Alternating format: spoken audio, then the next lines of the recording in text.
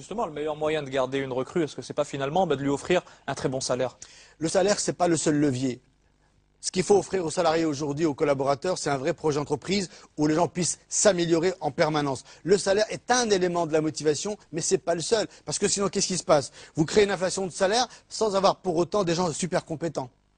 Et au niveau du recrutement, là aussi, est-ce qu'il n'y a pas des choses à revoir? On a le sentiment, quand on se demande comment est-ce que telle ou telle compétence, telle ou telle personne est recrutée, que c'est un peu le flou. Est-ce qu'il n'y a pas un travail de transparence aussi à faire, par exemple, avec des dispositifs qui ont été adoptés à l'étranger, comme par exemple le CV anonyme?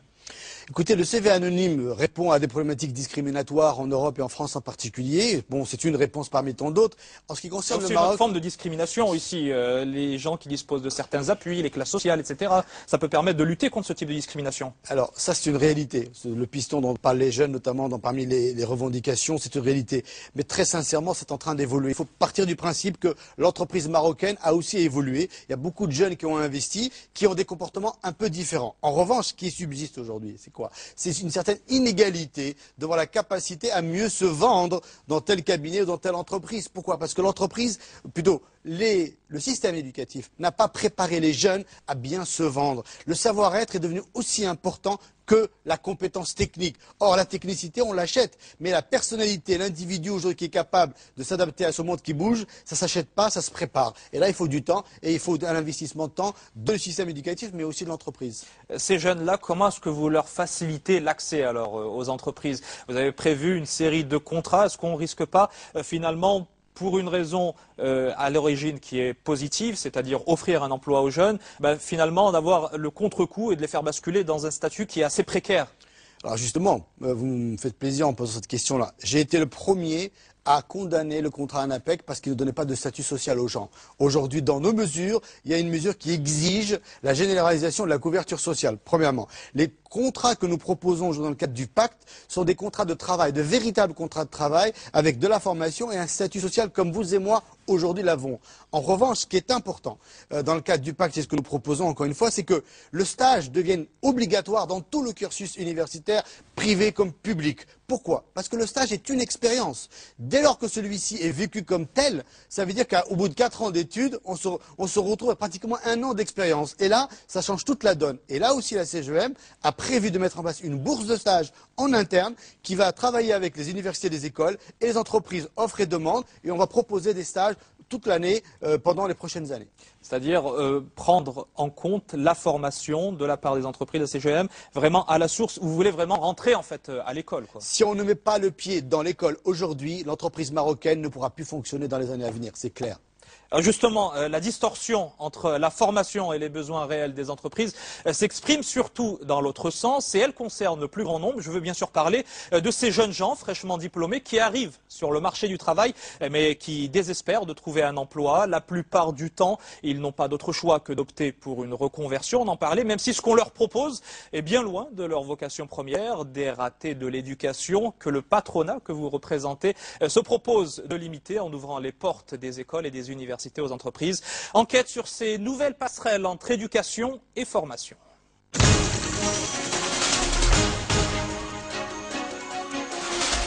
Des jeunes qui suivent des formations jugées inadéquates par rapport au marché du travail. Des lauréats qui peinent à trouver un emploi. Chaque année, 16% des 100 000 nouveaux diplômés se retrouvent au chômage. Pourtant, des emplois existent. C'est le déséquilibre entre la formation et les attentes du marché du travail qui est de plus en plus montré du doigt.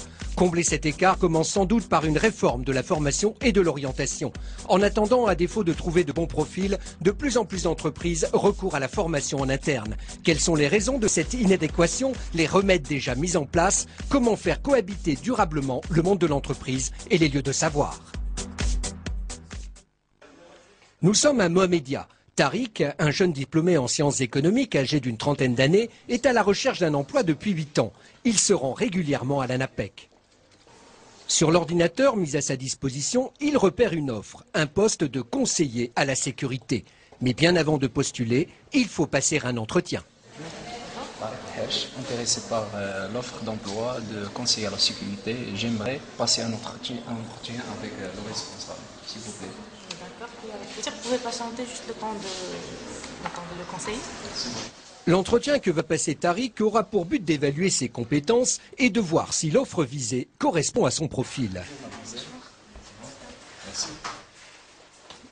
Tariq a du mal à dissimuler sa nervosité. J'ai fait des stages pas mal d'entreprises. Je cherche de stabilisation et je cherche d'une entreprise qui m'a permis de gagner de l'argent. Sauf que votre diplôme ne vous permet pas d'accéder à ce poste directement. Donc il faudra que vous passiez par une formation qualifiante qui va vous permettre d'acquérir les compétences nécessaires pour exercer cet emploi. De quoi redonner un peu d'espoir à notre candidat. Si le chercheur d'emploi se présente à l'ANAPEC tout en disposant d'un diplôme qui ne s'adapte pas au marché du travail, automatiquement on l'oriente vers des formations dans le cadre du programme TEHIL. Ce sont des formations qui sont organisées par l'ANAPEC et qui s'adaptent exactement aux besoins du marché du travail. En attendant de pouvoir suivre cette formation, Tariq participe à un atelier de recherche d'emploi. L'atelier pour lequel on vous a convoqué aujourd'hui, c'est la préparation à l'entretien d'embauche. Avant de commencer, je voudrais faire un tour de table, une petite présentation. Bonjour tout le monde, je suis Tariq Hersh, bac plus 4 en sciences économiques, spécialité relations économiques internationales. Je cherche l'emploi depuis 8 ans. Madame Khabouch Mena, j'ai la licence en droit privé, plus un diplôme de comptabilité générale et un diplôme de bureautique. Les chercheurs d'emploi qui assistent à ce genre d'atelier ne sont pas forcément issus de la même formation. C'est des formations différentes, des niveaux différents. Il y a des diplômés ou des lauréats de formation professionnelle, des études supérieures. Tous ont en commun le fait de disposer d'un diplôme qui ne semble pas répondre aux attentes du marché sans passer par la case formation. Il m'a proposé de faire une formation de reconversion de 15 jours. Reconversion, le mot surprend pour Tariq qui sort de l'université et qui n'a pas encore occupé un emploi. À l'université, son cas est loin d'être isolé. Ils m'ont conseillé l'économie parce que ça ouvre facilement les portes vers l'emploi. Mais après que j'ai décroché ma licence, j'ai trouvé du mal à intégrer l'une des grandes sociétés. Inadéquation donc, mais aussi mauvaise orientation. Ce jour-là, au lycée Mohamed VI, les jeunes attendent l'arrivée du conseiller d'orientation. Sana et Myriam voudraient bien avoir quelques tuyaux sur les métiers d'avenir. À défaut de disposer d'une salle informatique dans l'établissement, nos deux lycéennes effectuent leurs recherches sur l'ordinateur des responsables pédagogiques. احنا بصدد البحث على آفاق مستقبلية اللي تتخولنا المهن الغد وتنحضر الأسئلة اللي يمكن لها نطرحها على الموجه باش يمكن ليه يعطينا آفاق مستقبلية اللي توجه. Quelques minutes plus tard, c'est l'arrivée des fameux conseillers en orientation. Le conseiller présente les différentes filières existantes. Les jeunes sont attentifs, leur avenir en dépend. Pas un mot cependant sur les secteurs émergents. Les questions précises trouvent difficilement une réponse. علاش خصنا نتوفر باش ندير الهندسه ديال لابورس المدرسه الوطنيه للتجاره والتسيير. À la fin de l'intervention, les jeunes sont insatisfaits. Les conseillers dénoncent l'absence de moyens.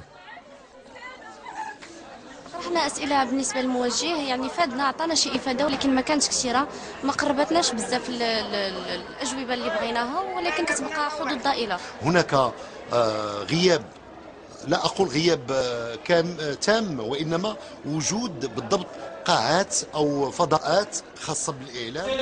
Quelques heures plus tard, notre orienteur participe à un atelier organisé par l'Académie. Un des objectifs de la réunion est d'améliorer la qualité du service d'orientation rendu aux lycéens. فلا نتوفر على دليل المهن. ما هي المهن الجديدة غير موجودة. قد نبحث من خلال اجتهادنا. Et pendant que les conseillers discutent de leur avenir, retour au lycée avec une nouvelle intervention, celle d'un chef d'entreprise dans le cadre d'un partenariat entre le Centre des jeunes dirigeants et l'Académie de Casablanca. Le ton est tout autre.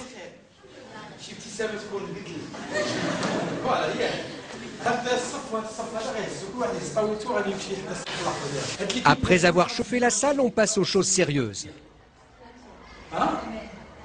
Équipe Amen, c'est bien. Équipe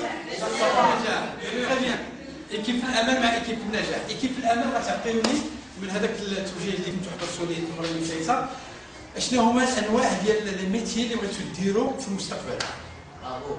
لا بوكس شنو تدير لها لا بوكس تدخل ليها تري بيان انجينيور اون بوكس جورناليست توريزم كتسمعوا واحد لو بلان سميتو لو بلان ازور. لو بلان ازور كيعطي واحد النظره كبيره ومزيانه على هذا القطاع ديال التوريزم. Si nous voulons avoir demain des entrepreneurs, ça démarre à l'école et donc il faut que les entrepreneurs se déplacent pour voir ces jeunes, leur expliquer quels sont les métiers de demain, quelles sont les opportunités pour investir. La découverte de ces métiers de demain ne passe pas forcément par Internet et les réseaux sociaux, mais surtout par la lecture régulière de la presse. Le propos est précis et le message passe bien. استفدنا منها توجيهات ان الموجه عطانا بعض الارشادات ولكن كتبقى ما كافياش بالنسبه لانها ما قربتناش بزاف من فرص الشغل بالعكس المقاول اللي كنلمسوا فيه روح المواطنه اللي قربنا اكثر لميدان الشغل ووصلنا ليه وعطانا فرص كثيره في هذا الميدان. La rencontre ne se termine pas par une séance de dédicace mais un échange de coordonnées afin de poursuivre le dialogue avec ces lycéens.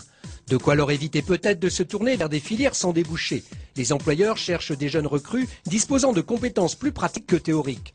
Or, beaucoup de diplômes ne correspondent pas à la réalité du marché du travail. Au ministère de l'Éducation, le discours est tout autre. Le secrétaire général en veut pour preuve les nouvelles filières qui sont créées chaque année. Je peux vous donner à titre d'exemple que l'année dernière, entre 15 à 20% des filières de formation qui devaient être renouvelées ne l'ont pas été. Et ils ont été remplacés par d'autres filières de formation qui sont plus attrayantes, aussi bien pour les étudiants que pour répondre aux besoins du marché de l'emploi.